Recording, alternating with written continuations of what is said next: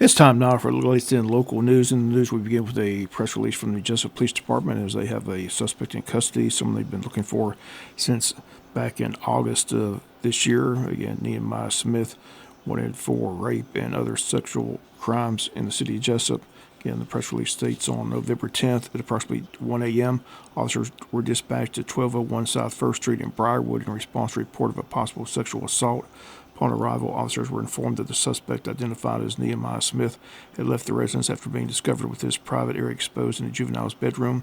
The investigation quickly escalated when later that same day, detectives from Daytona Beach Police Department contacted local law enforcement to report a sexual assault incident involving Smith that occurred at 7 o'clock a.m. in Daytona Beach.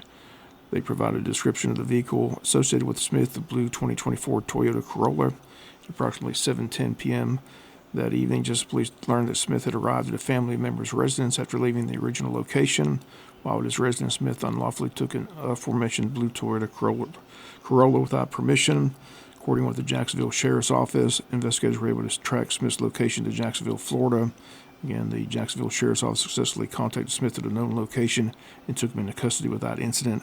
Nehemiah Smith is facing multiple charges, including 2 counts of rape, criminal attempt to commit child molestation, theft by taking a motor vehicle. He will be transported to Wayne County Jail for processing.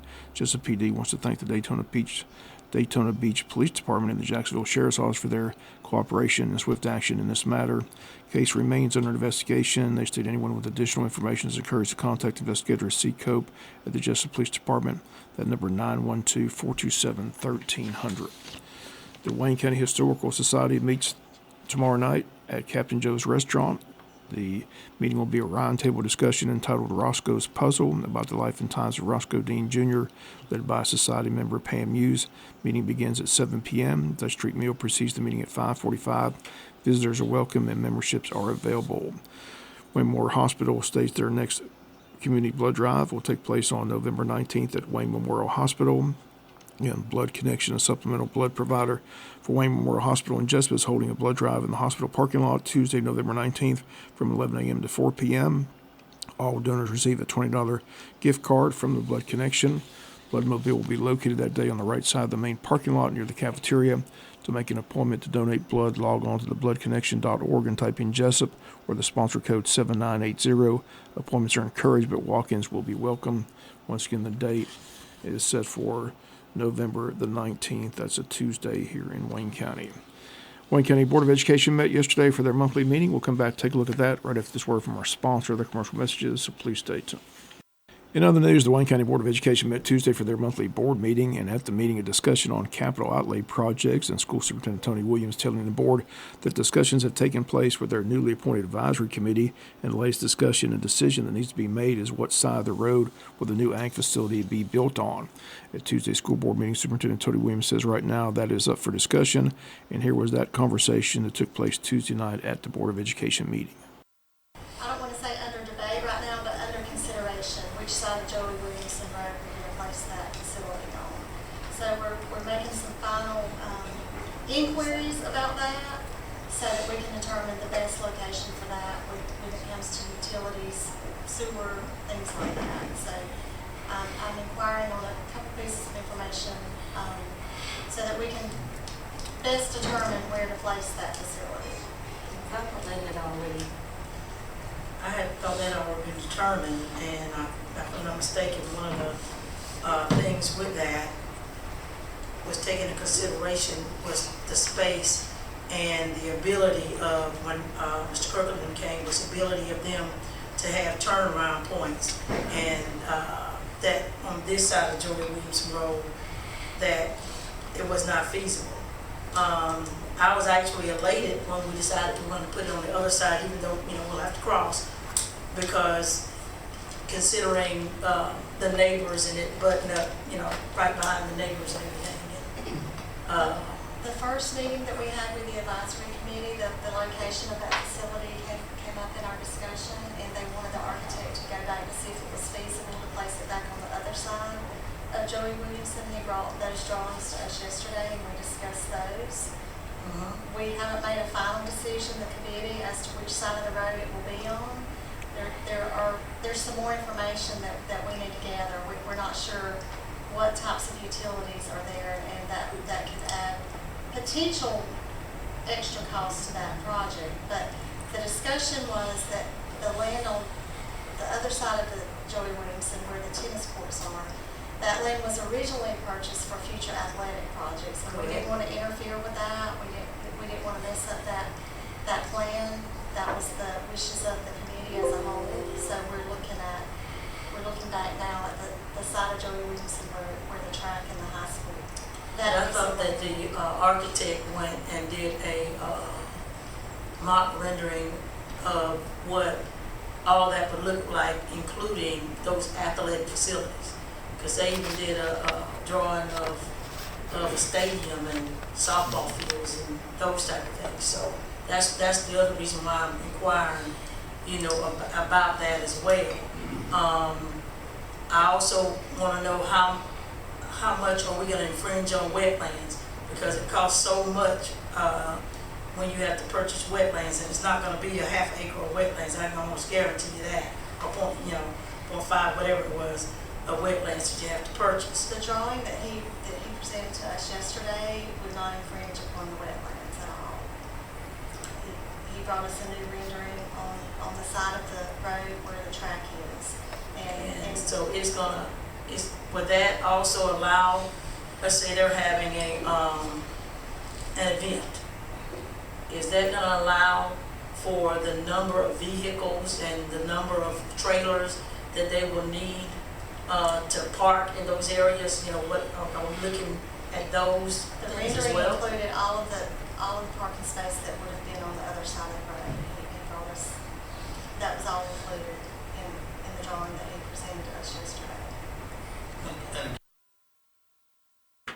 And once again, that part of the discussion at the board meeting last night, again, no final decision on what side of the road the ag facility will be on has been made. Chairman Bruce Harris made it crystal clear that it'll be the Board of Education that makes the decisions, that the advisory committee is just there to advise, but Harris repeatedly stated that all final decisions will be made by the Board of Education.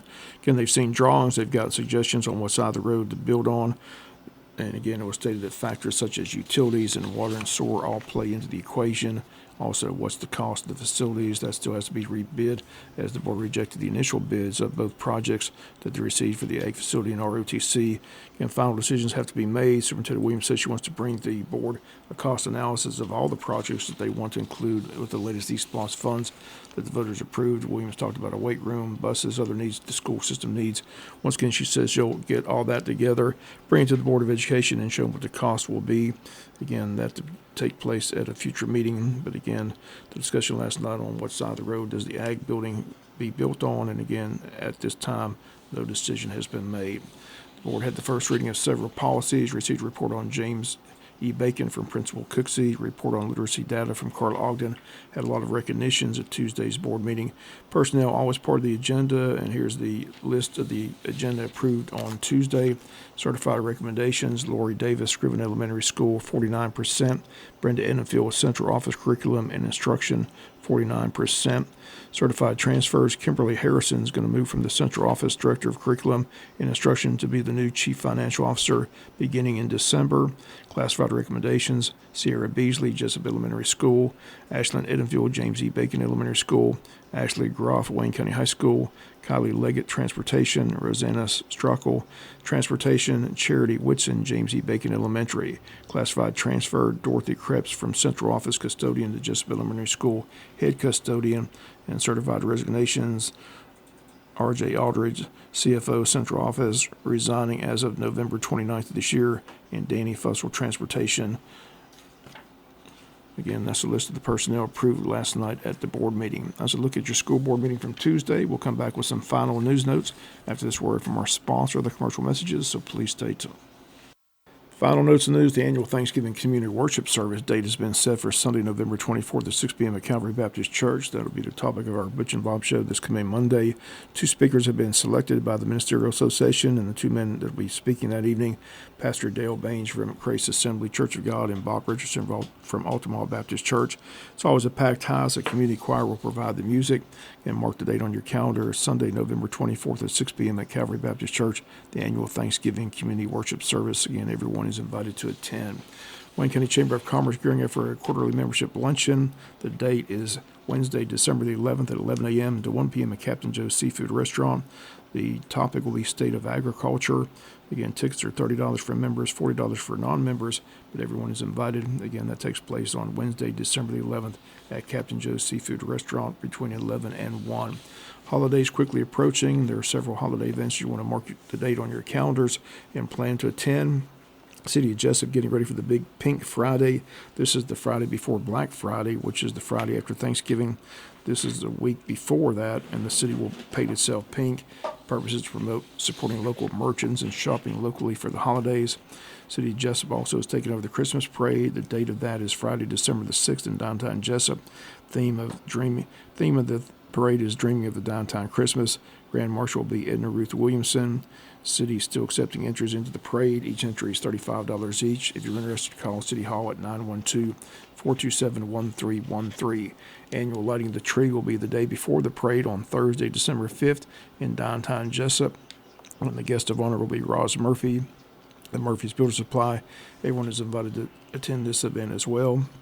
And another event to put on your calendar is the annual Living Nativity presented by members of the Altamont Baptist Church. The dates of that will be Wednesday, December the 4th and Thursday, December the 5th from 6 to 8 p.m. at the JC Fairgrounds. Living Nativity takes you back to Bethlehem and the birth of Jesus. It's a free event. Everyone's invited. A lot of holiday events planned. So again, mark your calendars. Enjoy the holidays. Remember to support your local merchants and shop local this holiday season.